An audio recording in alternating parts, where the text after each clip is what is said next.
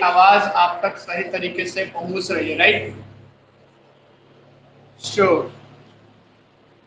Question थोड़ा सा है, अच्छा खासा है। माइक्रोस्पोरोजेनेसिस से रिलेटेड बहुत सारे क्वेश्चंस हैं हमारे पास आ चुके हैं। अब तो आपको आसानी से कर लेंगे आप, क्योंकि क्वेश्चंस यहाँ पे जहां तक मैं देख रहा हूँ 50 क्वेश्चंस हैं हमारे पास माइक्रोस्पोरोजेनेसिस के। और वो क्या क्वेश्चंस है, और ये सारे के सारे मैं वही क्वेश्चंस, ये आलतू फालतू वगैरह वगैरह क्वेश्चन नहीं है। ये आपके मेडिकल एग्जाम्स में प्रीवियस ईयर्स में पूछे गए क्वेश्चंस हैं, आपका सीबीएसई एग्जाम्स में पूछे गए क्वेश्चंस है। बिहार बोर्ड वाला तो नहीं लगता है इसमें होगा, क्योंकि इसका लेवल थोड़ा सा बिहार बोर्ड से high.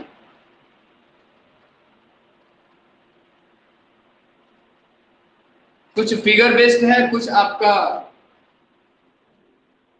One word one answer, one word क्या बोल सकते हैं, आंसर क्वेश्चन है, कर ले। चलिए बहुत बेहतर, क्वेश्चन देख लेते हैं सरकार।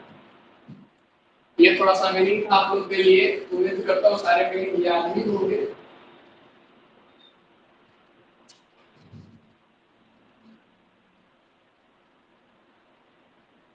माइक्रोस्पोरोजेनेसिस अगर आपको बेहतर तरीके से समझ में आया है तो ये क्वेश्चंस मेरे को नहीं लगता है कि आपके लिए टफ साबित होने वाला। पहला क्वेश्चन है, which one of the following is resistant to enzyme action?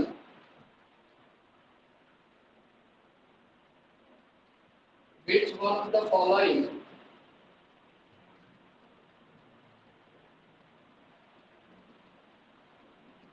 is resistant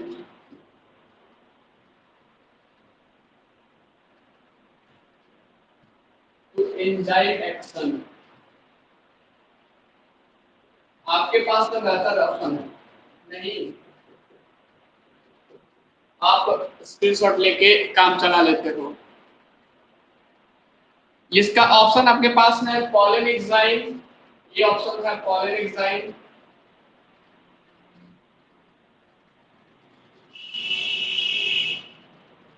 दूसरा है लिफ क्यूटिकल, तीसरा है कॉर्क, दूसरा है लिफ cuticle,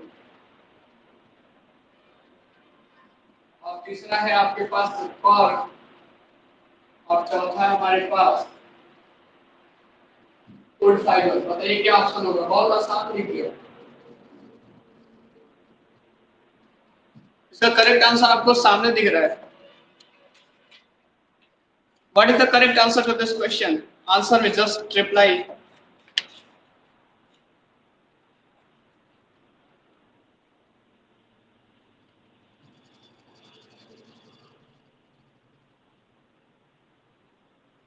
just answer.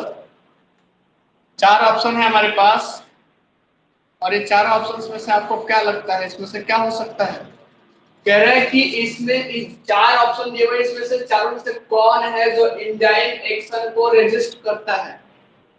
What is the correct answer? Very good question that comes on the board. और ये मेडिकल एग्जाम्स 2008 में पूछा गया है। सीबीएसई पीएमटी 2008 का ये क्वेश्चन से आप लिख सकते हैं, सीबीएसई पीएमटी 2008।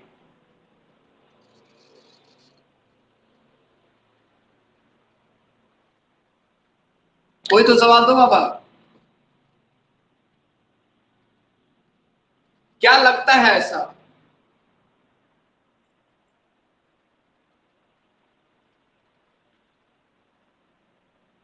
कोई बताएगा या फिर मैं बताऊं?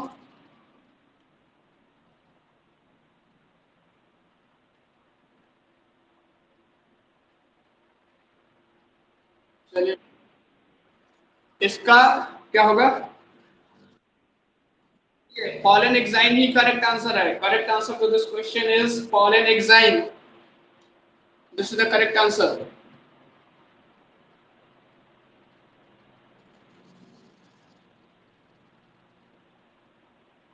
क्वेश्चंस को अटेम्प्ट करने में आप लोग मत लगाइए, बोलने में तो भाई निगेटिव नहीं मार्किंग मिलता है ना, वहां पे टेस्ट में चलो निगेटिव मार्क्स हो सकता है, यहाँ पे कैसे निगेटिव मार्किंग करूंगा?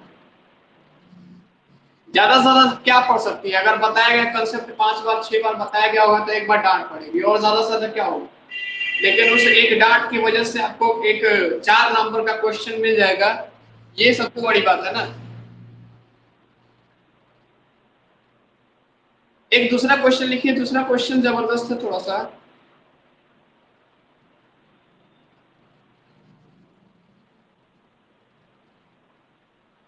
ये शायद लिखवाया था क्या, pollen grain develops from.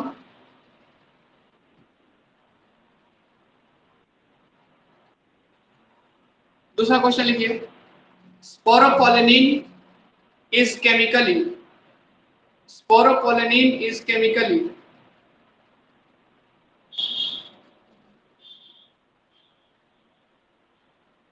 Option है आपके पास,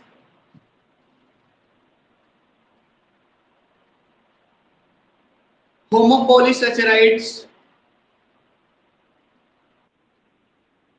लिख रहा हूं सर, लिख रहा हूं, लिख रहा हूं। होमोपोलीसेचेराइड्स, दूसरा फैटी सबस्टेंस, तीसरा आपका दूसरा क्वेश्चन है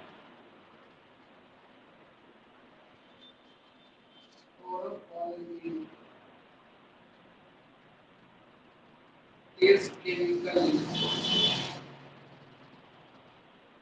ऑप्शन नंबर ए है होमो पॉलीसेचेराइड, दूसरा ऑप्शन है आपके पास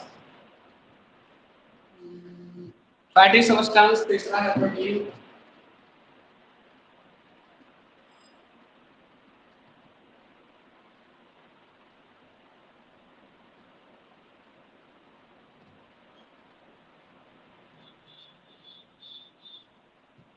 और चौथा है आपके पास हेटेरोपॉलीसेचेराइड्स।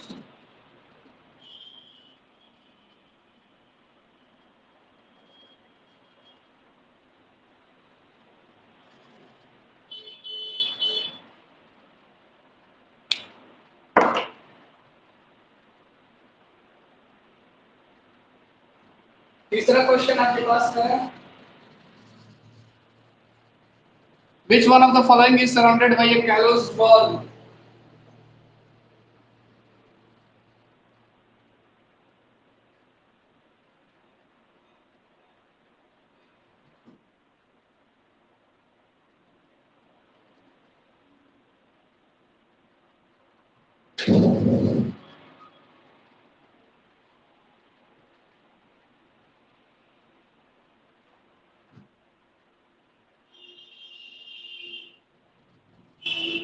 कैलोस बॉल दिख रहा है वहां पे वो क्लियर?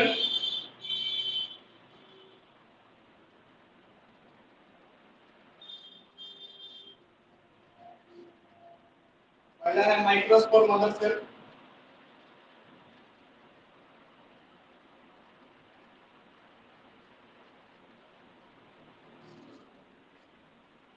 दूसरा है मेल गैमेट, तीसरा है एग।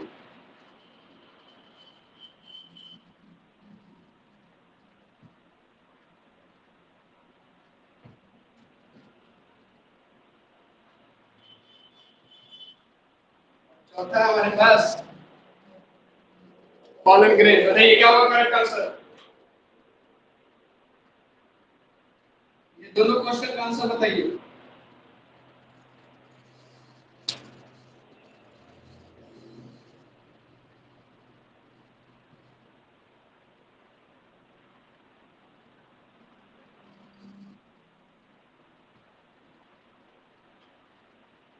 क्या होगा?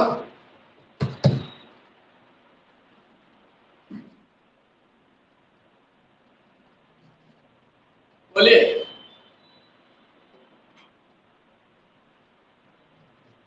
स्पोरोपोलेनिन क्या है केमिकली, आपको क्या लगता है? होमोपॉलीसेचेराइड्स, पॉलीसेचेराइड्स यानी कार्बोहाइड्रेट, फैटी एसिड्स, प्रोटीन और हेटेरोपॉलीसेचेराइड्स। ए, ए होगा।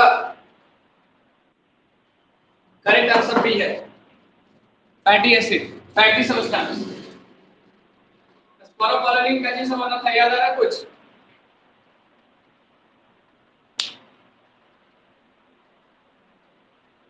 थोड़ा सा याद कीजिए, स्पोरोपोलेनिन किस चीज से बना था?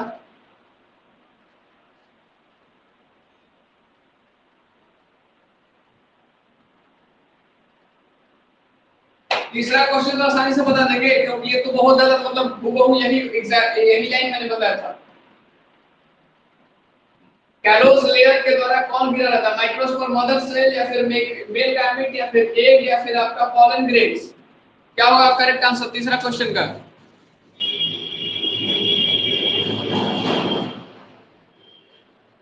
मेरे हिसाब से माइक्रोस्पोर, मदर सेल होना चाहिए। आपके हिसाब से क्या होना चाहिए?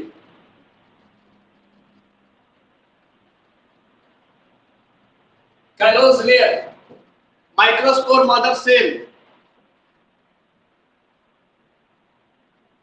क्या लगता है जनाब?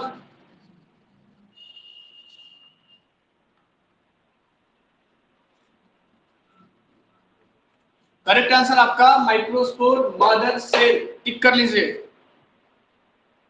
तीसरा क्वेश्चन नंबर का आंसर ए होगा। ये सीबीएसई पीएमटी 2007 का क्वेश्चन है। सीबीएसई पीएमटी 2007 और स्पोरोपोलेनिन वाला बीएचयू 2012 में क्वेश्चन पूछा गया था, और डब्ल्यूबीजेई जेई आपका 2009 में पूछा गया था। अब बहुत लोग को कंफ्यूजन होगा कि सर डब्ल्यूबीजेई तो आपका आईआईटी का है, तो आपका दोनों के लिए होता है JEE. WBJEE West Bengal joint entrance test, medical का अलग होता है और नीट का अलग होता है, राइट? मेडिकल का अलग। अब तो हालांकि सारे लोग सारे का एक ही लेवल पर कर दिया, आपका नीट निकाल दिया है। नीट जो भी आपका है नीट ही है। नीट एक बार आया था बीच में, फिर से हटा था, फिर से वापस आ गया। अगला क्वेश्चन जरा लिखिए या मैं लिख दूं?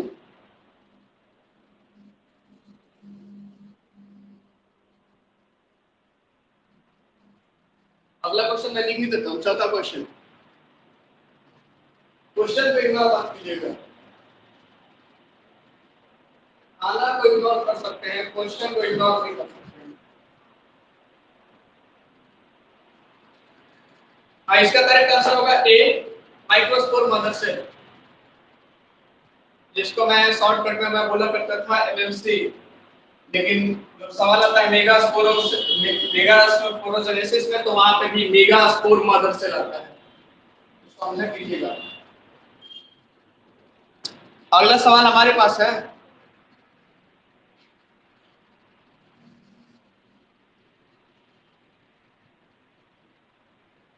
कौन कौन आ रही जा रही है का?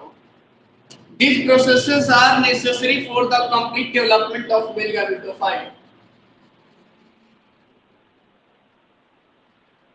These processes are necessary for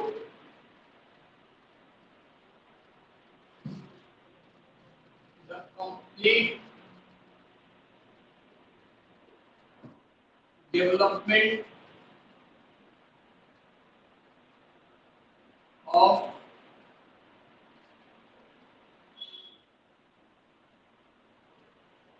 male gametophyte। उसके बाद है आपका from pollen mother cell, from pollen mother cell। यही चीज रहता है मेरे पास का, ये क्या वो स्मार्ट बोर्ड, तो मजा आ जाता है। बड़ा क्वेश्चन कर लेते नहीं। One meiotic and two mitotic division.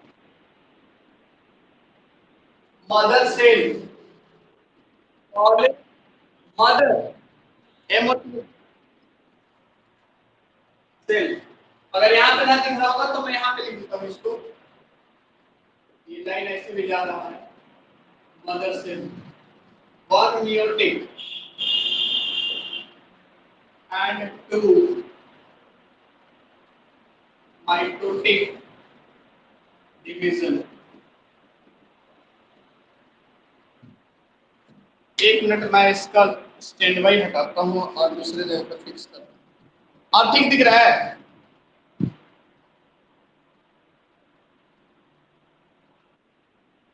One one दूसरा one meiotic cell division and one mitotic cell division।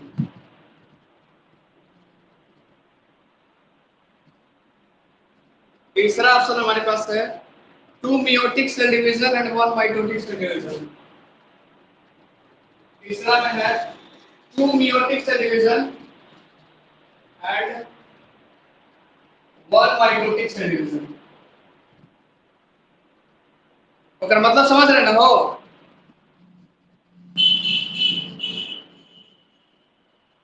To mitotic cell division बताइए क्या होगा?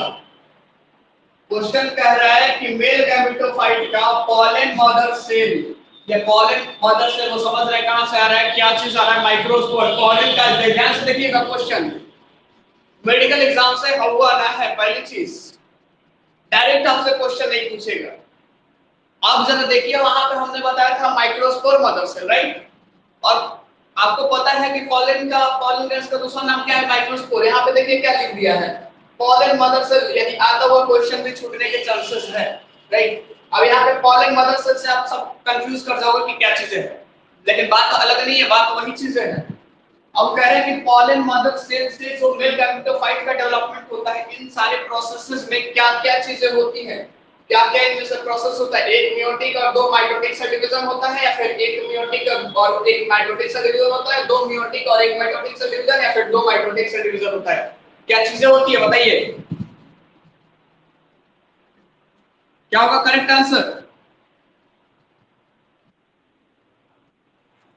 अगर आपको याद दिला दूं तो माइक्रोस्पोर, अगर वहां से शुरू में हम लोगों ने क्या किया था, शुरू में हमारे पास ऑप्शन शायद आ रहे हैं, निशा ने ए, आनंद ने सी बोला।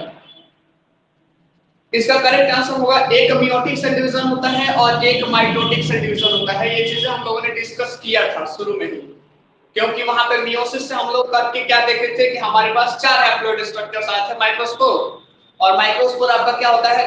माइटोटिक सेल डिवीजन करता है आगे की तरफ। यानी correct answer to this question is none other than A. याद रखेंगे, ये क्वेश्चन था आपका बीएचयू 1994 में और गुजरात सीईटी 2007 में पूछा गया था। Is that clear? क्वेश्चन जबरदस्त है कि नहीं है, जरा बताइए।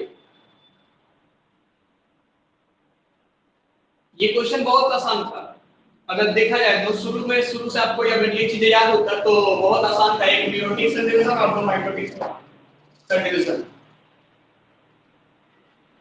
So correct answer to this question is none other than A.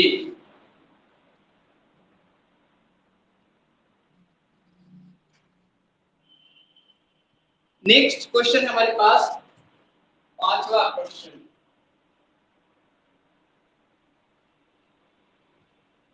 Mail gametes in angiosperm are, हो गया है, ये क्वेश्चन हो चुका है। नेक्स्ट क्वेश्चन है in the angiosperm ovule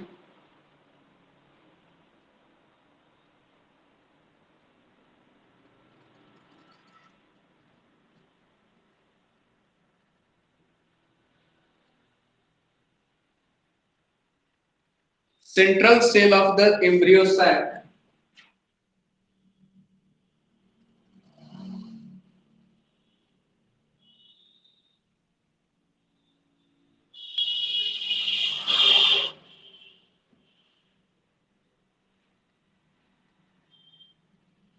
prior to the entry of pollen tube।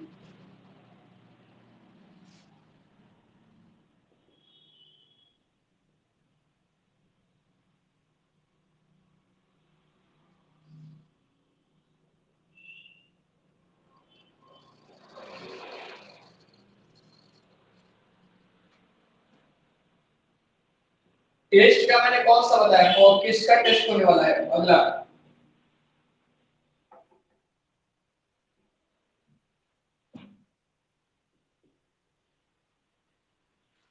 पहला ऑप्शन है single haploid nucleus,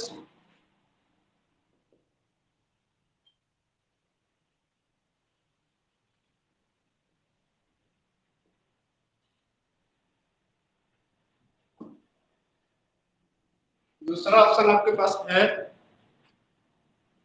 one diploid and one haploid nuclei,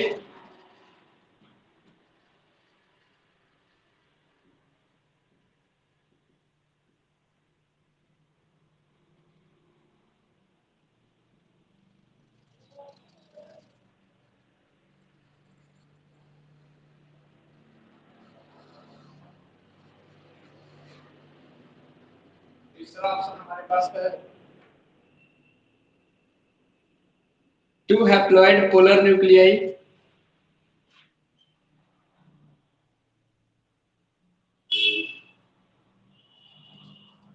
organic chemistry पढ़े ना हो तो अगर वहां पे अगर पढ़ा होगा तो पोलर वर्ड आता है, पोलर बाइपोलर।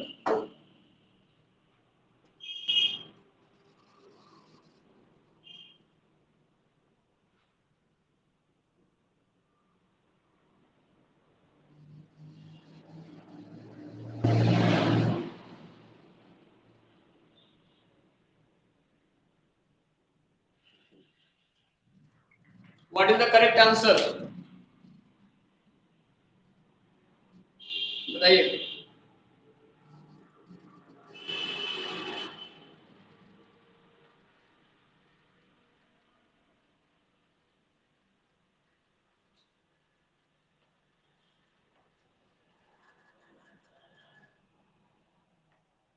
बताइए क्या होगा करेक्ट आंसर।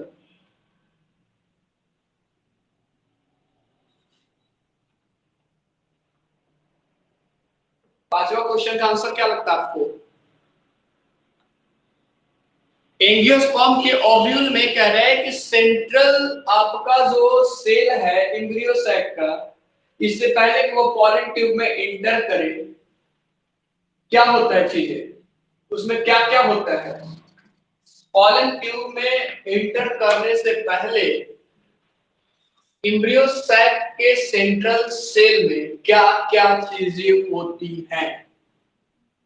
पहला में ऑप्शन में कह रहा है एक सिंगल आपका हैप्लॉइड न्यूक्लियस, दूसरा में कह रहा है एक डिप्लॉइड न्यूक्लियस डिप्लॉइड होता है और एक आपका हैप्लॉइड न्यूक्लियस होता है, यानी दो न्यूक्लियस और दोनों न्यूक्लियस का नेचर अलग अलग, हैप्लॉइड डिप्लॉइड।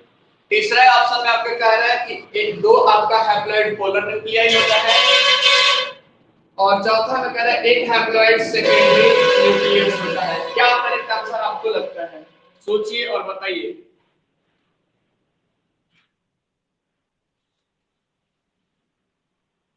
फटाक से एक ही लोग नहीं, सारे लोग रिप्लाई कीजिए, सारे लोग, ऐसा ना है कि सारे लोग को इससे मतलब नहीं है। हाँ सोच लीजिए, गलत होने के चांसेस हो सकते हैं।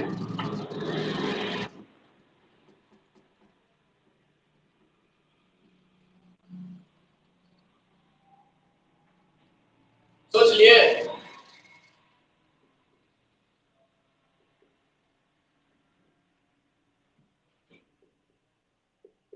सोच लिए हो।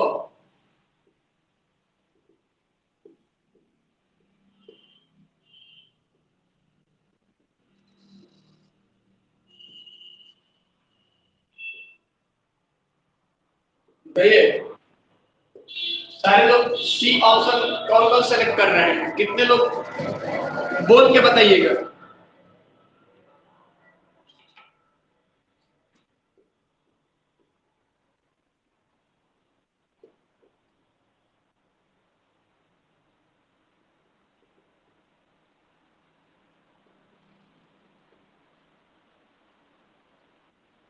बोले कौन कौन सा आंसर सेलेक्ट कर रहे हैं, आपका सी होगा।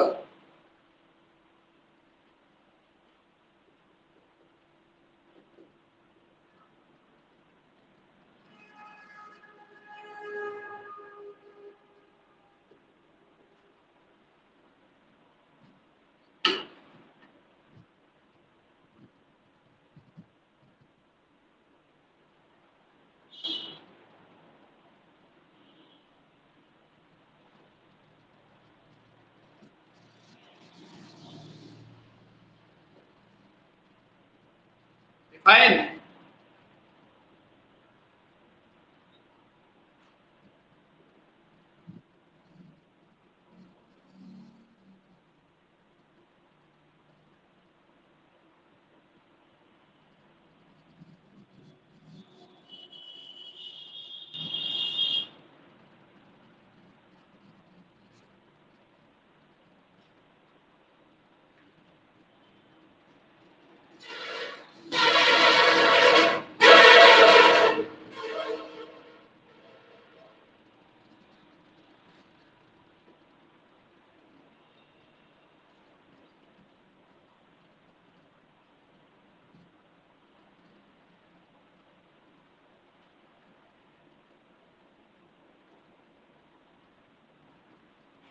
लास्ट ऑप्शन इसका है, तब तक बता दीजिए।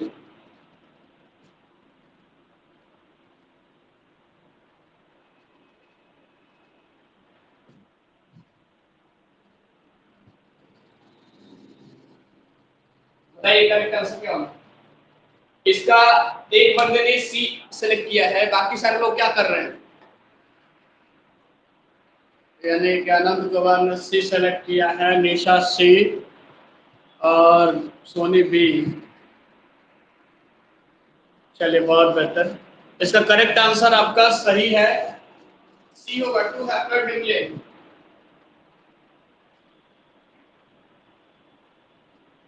ऊपर वाले क्वेश्चन का आंसर क्या होगा? pollen grains are formed in, pollen grains are formed in, सोच लीजिए फिर से अपने pollen sac बोल दें।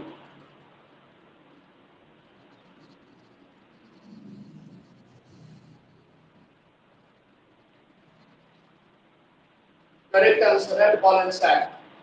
Male gametophyte in angiosperm produces single sperm and a vegetative cell, single sperm and two vegetative cells, three sperms or two sperms and a vegetative cells.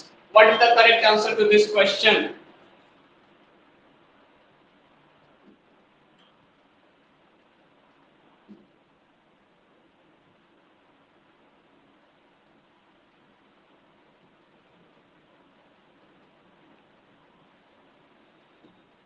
बताइए,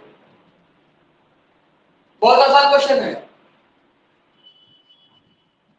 एक hint देता हूं आपको कि मेल गैमेटोफाइट में, ये एंजियोस्पर्म में जो मेल गैमेटोफाइट होता है वो थ्री सेल स्ट्रक्चर होता है, थ्री सेल।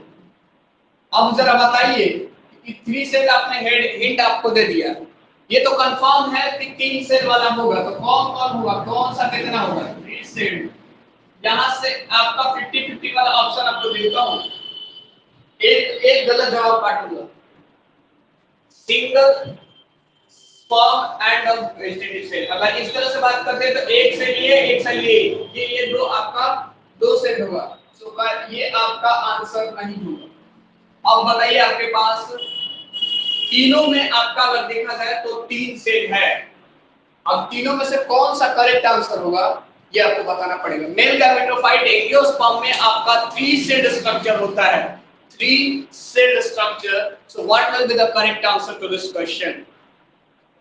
या ये होगा, क्या ये होगा, या फिर ये होगा? बोलिए।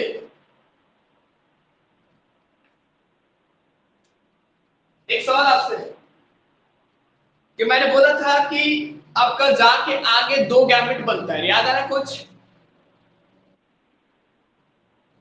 ए नहीं होगा ना, ए को मैंने बोला काट दिया मैंने, गलत। थ्री सेट होगा, थ्री सेट स्ट्रक्चर होगा, ए को मैंने गलत काट दिया है। मैंने आपको बताया था कि दो गैमेट का फॉर्मेशन होता है, वो भी नॉन मोटाइल होता है, याद आ रहा है कुछ? तो यहां से दो गैमेट से पता चल गया कि स्पर्म दो होंगे, स्पर्म दो होंगे। बताइए किसमें ऑप्शन होगा, कौन सा ऑप्शन होगा? और एक चीज बताया था, याद कीजिए कि वेजिटेटिव सेल्स का जो न्यूक्लियस होता है उसका फर्दर यूज नहीं होता है, इसलिए वो चीज डिसइंटीग्रेट कर रहा जाता है। याद आ रहा है कुछ? जनरेटिव सेल्स आपका डिवाइड करके दो गैमेट बनाता है, और वो भी जो कि नॉन मोटाइल होता है। और दूसरी चीज आपकी बात करते हैं तो वेजिटेटिव सेल्स होता है एक दो और एक तीन ना हो गया। ये चीजें डिस्कस हुआ था कि नहीं हुआ था? कल के परसों के क्लासेस में अगर ये चीज उठा के देखे तो ये हुआ था कि नहीं हुआ था? यस और नो? जिसमें किसी बंदे ने पूछा था सर डिसइंटीग्रेट का मतलब क्या होता है, right? I hope you may remember, आपको याद हो चुकी होगी। सो आपका two sperms and a generic vegetative cell, correct answer to this question is D. और ये क्वेश्चंस आपके पूछे गए हैं एआईपीएमटी 2015 में, और ये क्वेश्चन आपके पूछे गए 2005 में एचपीएमटी में। हरियाणा होता है ना एच से।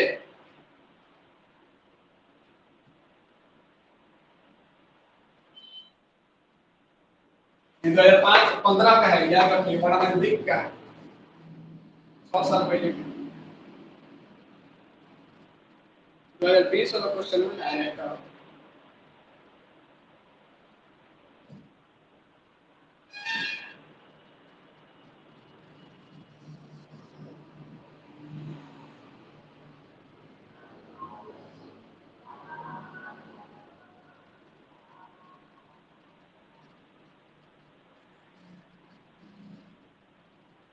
वो डायग्राम है आपका, अगला क्वेश्चन जरा बताइएगा।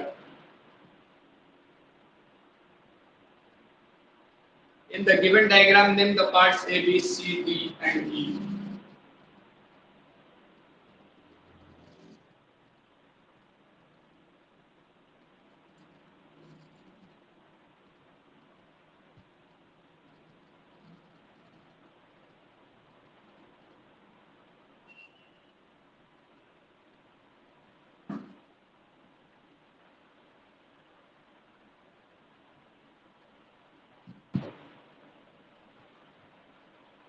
बताइएगा इसका करेक्ट आंसर। मैं फिगर बना रहा हूँ,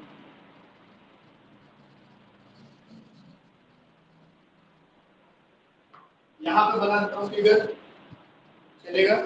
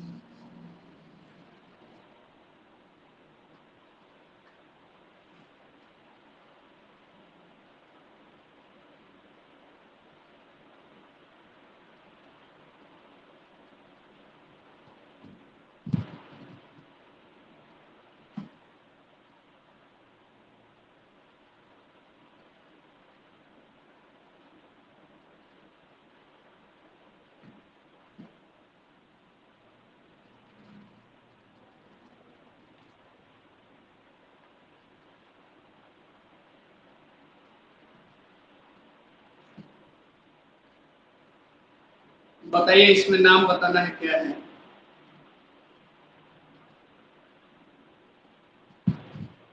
ये क्या है? ये क्या है? ये आपका ए है,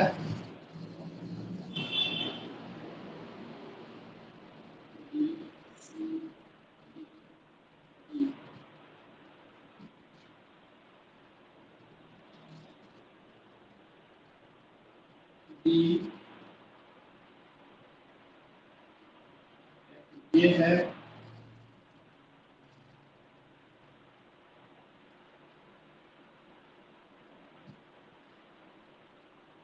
ये आपका सॉरी सी है, और ये आपका बी है, ये आपका डी है, ये आपका ई है, बताइए what is the correct name. Option दे दूं मैं आपको। पहला ऑप्शन आपका जरा देखिए, बोलो या फिर लिख दो।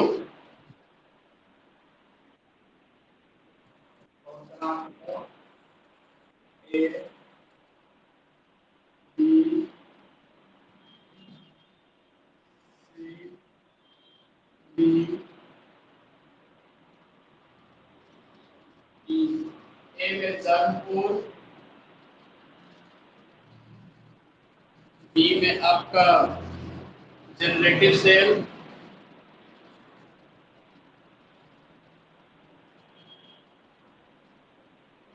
तीसरा में इंटाइल, चौथा में आपका डी में एक्साइन और ई में स्टेटिस्टिक। एक्साइन और आपका ये वेजिटेटिव सेल। ये ए ऑप्शन है।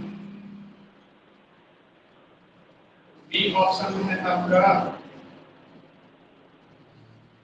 ए जर्मपोर, बी जनरेटिव सेल, सी एक्साइन और डी इंटाइन। सी और डी पर दम है। ए germ pore, B generative cell,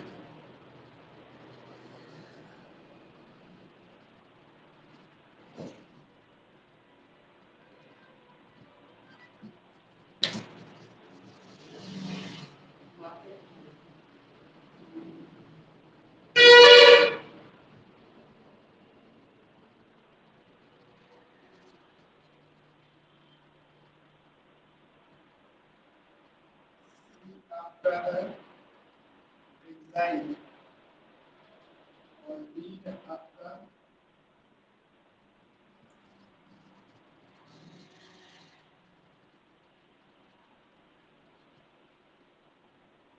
intine और ई है आपका वही चीज।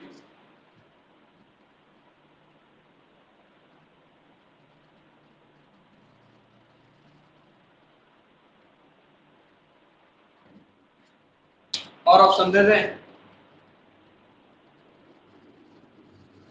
एक ऑप्शन और देता हूं, ज्यादा ऑप्शन नहीं दूंगा।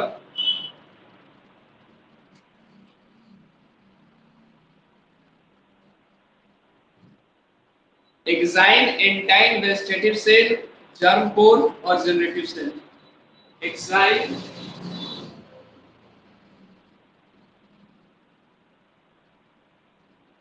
बी आपका इंटाइन और सी आपका vegetative cell, germ pore, generative cell.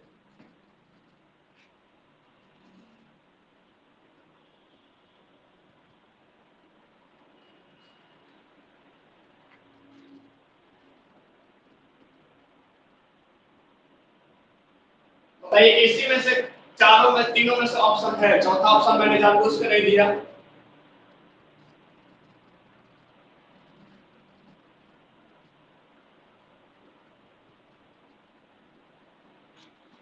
बताइए क्या होगा करेक्ट आंसर। इसी में से ऑप्शन है आपके पास, सोच लीजिए।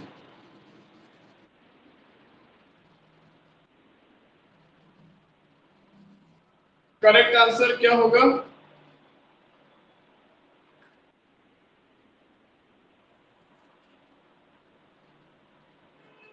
ए, बी या फिर सी।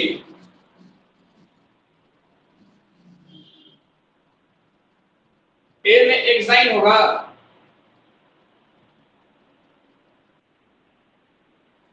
सी कंफर्म है? एक और ऑप्शन आ देगा।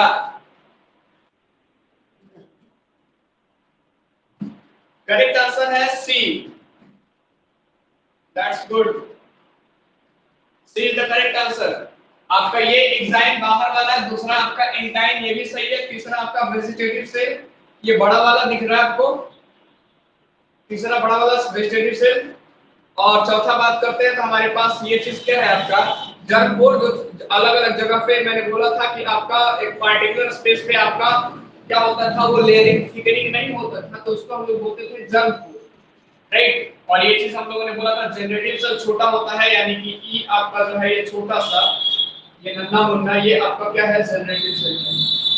ये आपका जो छोटा है आपका जनरेटिव सेल है। और जनरेटिव सेल का ये वाला जो ऊपर वाला लेयर है क्या है, कैलोस लेयर है ना हो, और इसके अंदर ये न्यूक्लियस है, ये आपका सेल है, right. So correct answer to this question is C. और ये आपका क्वेश्चन पूछा गया था 2004 में, सीपीएमटी 2004 का क्वेश्चन है। यानी कि अभी तक जितने भी क्वेश्चन देखे सारे मेडिकल क्वेश्चंस दिख रहे हैं। एक एनसीईआरटी में भी क्वेश्चन है, अगर एनसीईआरटी बुक आपके पास होगा तो देखिएगा वहां पे 3 फिगर दिया रहता है, 3 फिगर है।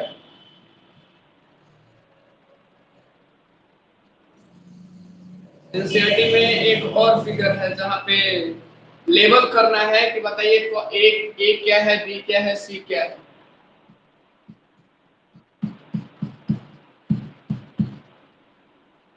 हाँ, वो क्वेश्चंस में से कोई किसी क्वेश्चन में से आपको अगर कंफ्यूजन होगा तो आप पूछ लीजिए। Is there any confusion related to the topics we have discussed or we have solved the questions? में से अगर कोई भी क्वेश्चंस आपके पास है तो पूछ लीजिए। And I request you all to please continue the classes, total class। आप शुरू से जब ज्वाइनिंग होता है उस समय से लेकर के लास्ट तक आप कंटिन्यू रहे। अभी तक का जो हाईएस्ट आपका अटेंडेंस रेशियो रहा है 97%, और 97% आपके दूसरे का नहीं, सुप्रिया का है। सो ये आप कोशिश खुद भी करें कि आपका भी अटेंडेंस रेशियो 97% 98% रहे, राइट। हाँ, इसमें से क्वेश्चंस अगर आपके पास है तो बोल दीजिए। एसर्शन रीजन के क्वेश्चन देख लें। एसर्शन रीजन वाला बड़ा मजा आता है।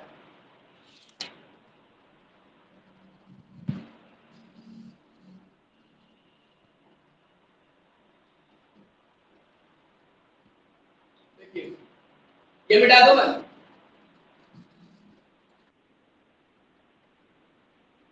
देखिए सर, स्क्रीनशॉट लीजिएगा, लिख लीजिए। ऊपर वाला तो तक मिटा सकता हूँ ना।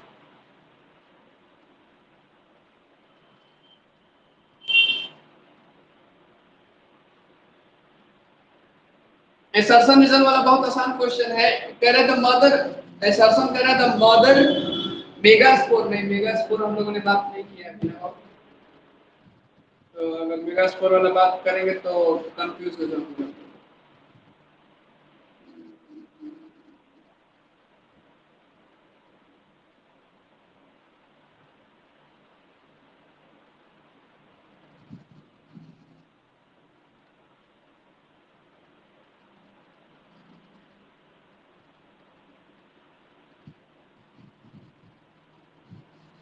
हम्म,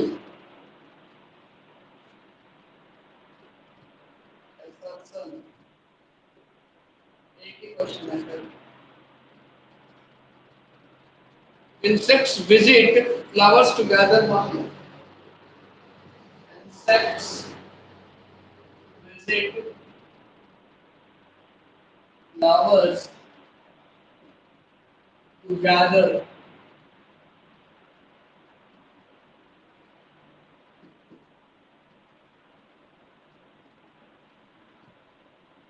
हो गया नीचे वाला।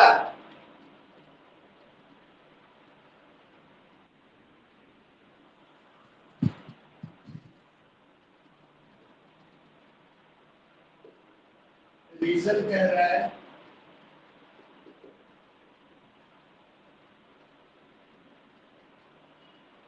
attraction of flowers prevent the insects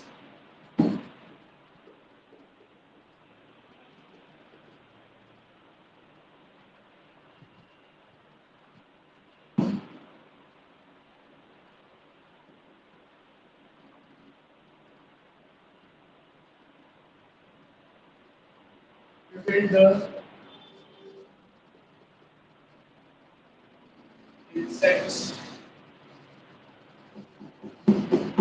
from damaging other parts of the plant.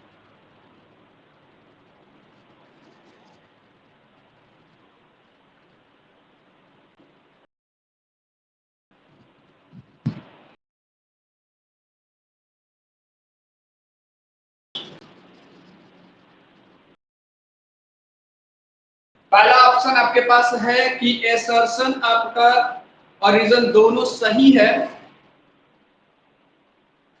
पहला ऑप्शन है A and R true and R is correct explanation to A.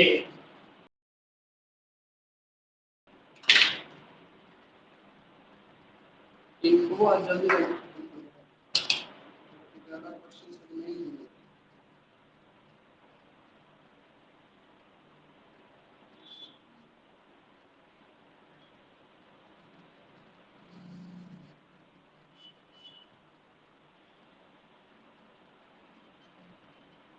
बताइए क्या होगा correct.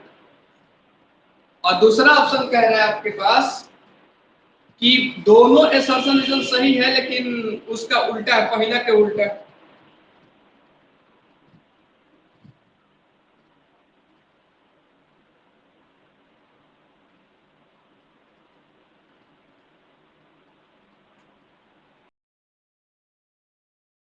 A and R true and R is not correct explanation of A. C में कह रहा है आपका कि A true R false, A true R false। और D में ऑप्शन कह रहा है A and R false। और E में ऑप्शन कह रहा है आपका A false R true। क्या होगा करेक्ट आंसर?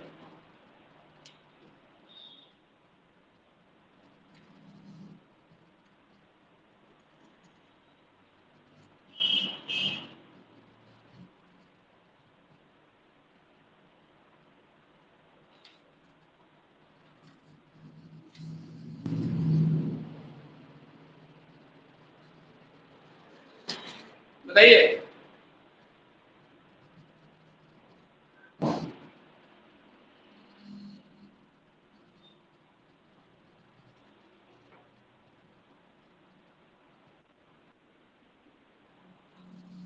डी होगा या ई होगा? दोनों गलत है।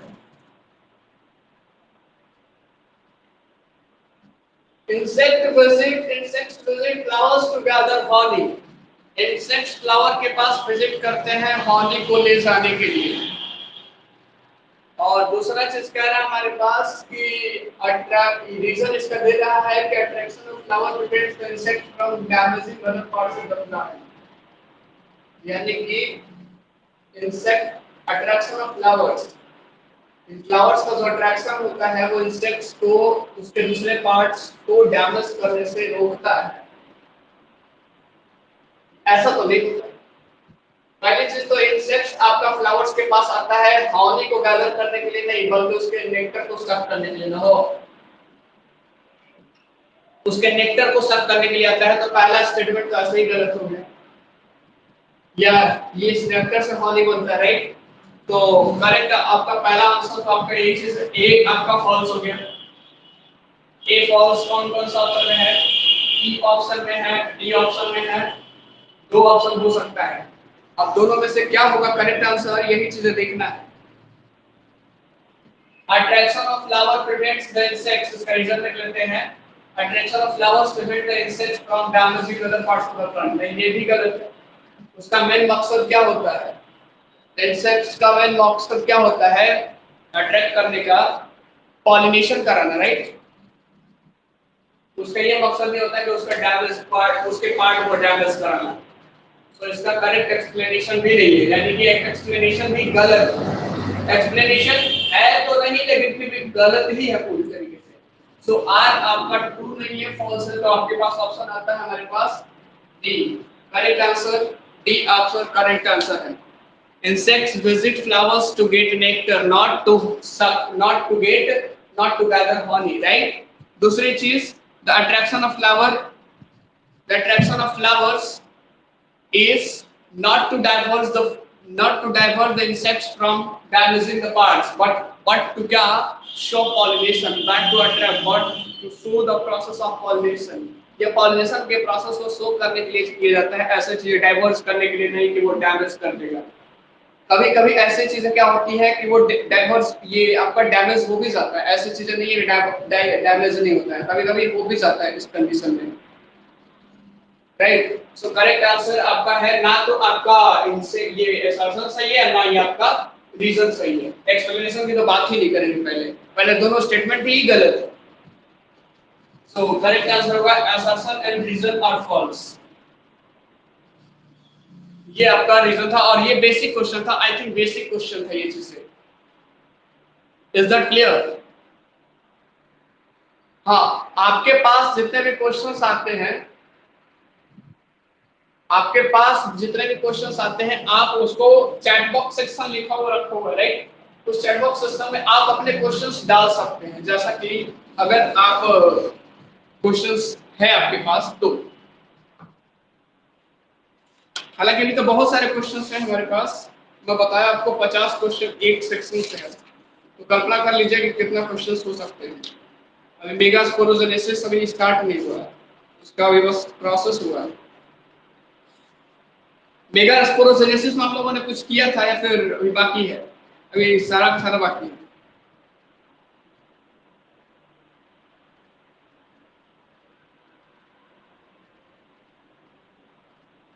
हाँ, एक क्वेश्चन है सर, ध्यान से सुनिएगा।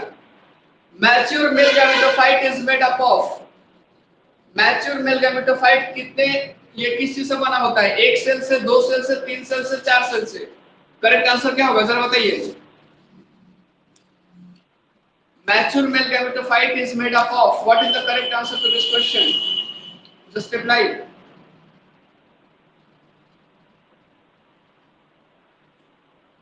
बहुत आसान क्वेश्चन, अभी थोड़ी देर पहले हम लोगों ने डिस्कस किया। Mature male gametophyte is made up of 1 cell, 2 cell, 3 cell और 4 सेल। सो मैंने यहीं पे थोड़ी देर पहले अभी डिसाइड किया था, जहां तक मेरे को थोड़ा सा दिख भी रहा है यहाँ पे कि 3 सेल स्ट्रक्चर्स, तो यहाँ पे होगा करेक्ट आंसर 3 सेल। 3 सेल से बना होता है मैच्योर मेल गैमेटोफाइट, और इसमें बात करते हैं तो दो आपका स्पर्म होता है, यानी कि 2 गैमेट होता है, और एक आपका वेजिटेटिव सेल होता है, राइट? तो याद रखेंगे मैच्योर मेल गैमेटोफाइट आपका 3 सेल से बना होता है, राइट? 3 सेल स्ट्रक्चर है, और वो भी एंजियोस्पर्म में। इज देयर एनी क्वेश्चंस या फिर कोई कंफ्यूजन है तो पूछ लीजिए। है कोई कंफ्यूजन? हाँ, अरे बाबा, पहले कैसे मेल गैमेटोफाइट 3 सेल से कैसे? ध्यान से सुनिएगा। हम लोगों ने कल के क्लासेस में डिस्कस किया था कि आपका क्या होता है कि जब ऊपर से नीचे की तरफ आ रहा होता है, पॉलन ट्यूब जब नीचे की तरफ जनरेट कर रहा होता है, तो आपका ट्रांसमिटिंग सेल्स यानी कि स्टाइल के ट्रांसमिटिंग सेल्स वो नूरिशमेंट आपका एब्जॉर्ब करता है, राइट? दूसरी चीज यहाँ पे जैसे बता रहा था कि जनरेटिव सेल्स आपका क्या होता है, एक जनरेटिव सेल्स आपका 2 गैमेट में बदलता है, ये बताया था, और वो कि नॉन मोटाइल होता है। और एक चीज हमारे पास उसके साथ अलोंग विद ट्रैवल कर रहा होता है आपका जनरेटिव वेजिटेटिव सेल्स। तो 2 गैमेट और एक आपका वेजिटेटिव सेल्स, कितना हुआ? 3 सेल हुआ कि नहीं हुआ? यस और नो? यानी मैच्योर मेल गैमेटोफाइट कितने सेल का बना होता है? 3 सेल, राइट? हालांकि बाद में क्या होता है कि जनरेटिव सेल वेजिटेटिव सेल्स का अपन न्यूक्लियस डिसइंटीग्रेट होता है, लेकिन सेल्स तो 3 हुए ना सका। यस और no? Anand Kumar Singh, is that clear?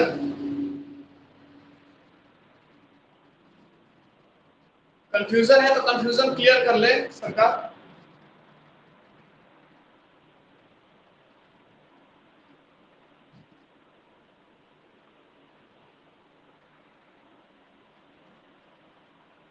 बिल्कुल।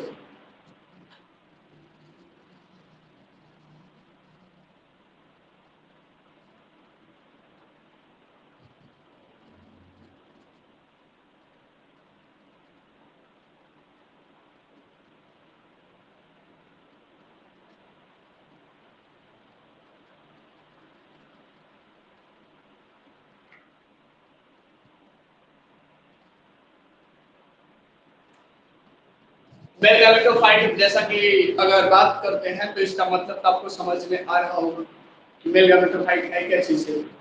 The development of male gametophyte from the pollen grains is said to be, अगर बात करते हैं स्ट्रक्चर की तो यहाँ पे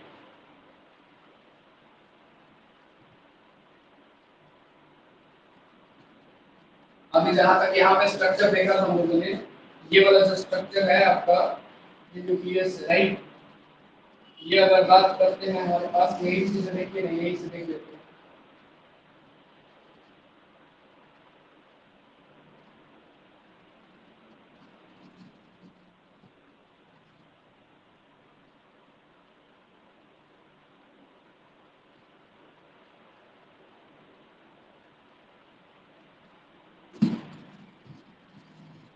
एक सेल दो सेल तो यही पे आपको दिख रहा है, राइट। एक सेल और दो सेल तो यही पे आपको दिख रहा है। और एक आपका ये क्या बोलते हैं, ये आपका जब जनरेटिव सेल्स आपका डिवाइड करता है आगे तो ये दो टुकड़ों में बढ़ता है। ये जनरेटिव सेल्स आपका जब डिवाइड करता है तो दो टुकड़ों में बढ़ता है। तो यहाँ से जनरेटिव सेल्स से आपका दो गैमेट यहाँ से बने और एक आपका वेजिटेटिव सेल, कितना हुआ सरदार। और आपको खुद पता है कि गैमेट आपका सेल ही है, राइट। गैमेट आपका सेल ही है, ये चीजें आपको पता है। ये आपका जो जनरेटिव सेल, ये सॉरी हाँ जनरेटिव सेल जो होता है आपके पास, ये आपका क्या होता है, दो टुकड़ों में बढ़ता है ना, नन मोटाइल, ये चीजें मैंने कल ही क्लासेस में डिस्कस किया था। तो यहाँ से दो सेल इसके, दो सेल यहाँ से आए हमारे पास और एक सेल आपका वेजिटेटिव सेल्स, तो तीन सेल तो हो गया ना, राइट।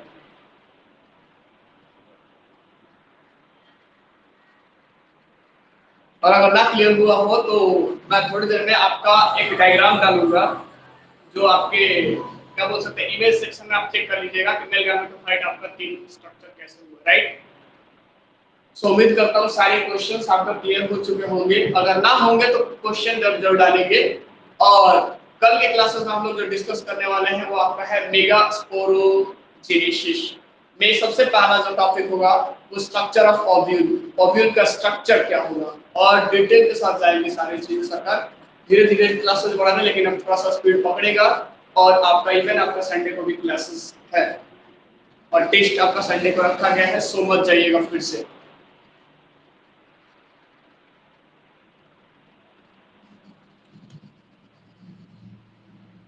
बहुत सारे लोग सो भी जाते हैं ना इसमें, टेस्ट के समय में पता ना कैसे कैसे नींद लगता है। बहुत बेहतर।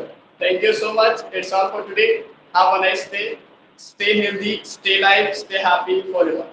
स्वस्थ रहे, मस्त रहे, तंदुरुस्त रहे और यूं ही व्यस्त रहे। Thank you so much. और एक चीज और बताता हूँ आपको, नई बात, थैंक यू।